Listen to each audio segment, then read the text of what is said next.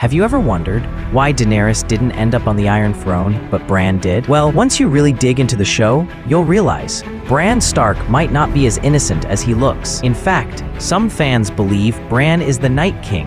Sounds crazy? Let me explain. We all saw the Children of the Forest create the Night King by stabbing dragonglass into a man tied to a weirwood tree. That man wasn't Bran, obviously, but that's not the full story. See, Bran has a unique ability. He can travel through time, warg into people or animals, and even influence the past. But here's the catch. In the world of ice and fire, time isn't linear. It's a closed loop. Whatever happened will always happen. So no matter how hard Bran tries to change the past, he can't. And if he stays in the past too long, he risks getting stuck there forever. The three-eyed raven warned him, "Stay too long where you don't belong, and you won't return." But we never saw that consequence play out until now. As the Night King's army grew, Bran saw the apocalypse coming. He knew he couldn't just sit by, so he went back.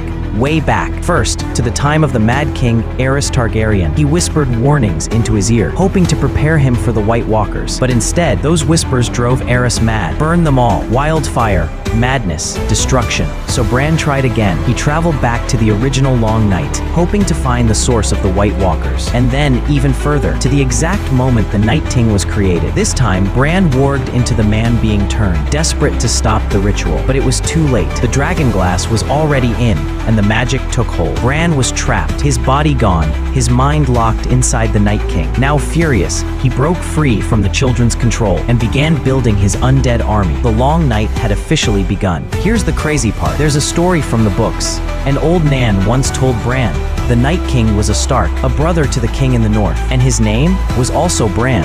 Coincidence? Even in the show, look closely at Bran and the Night King. Their clothes, their posture, the way both open their eyes sharply after visions, almost identical. And how else would the Night King know so much? When Daenerys flew north, he waited, didn't attack. He knew she'd come, and when she did, he was ready, with giant iron chains, in the middle of a frozen lake. Who prepares chains like that? Unless they knew they'd need them. That's not strategy, that's memory, because Bran was there. He'd already lived it. Now, this theory isn't perfect. There are still holes, but the deeper you look, the more it makes sense. Maybe Bran didn't win the Game of Thrones. Maybe he designed it.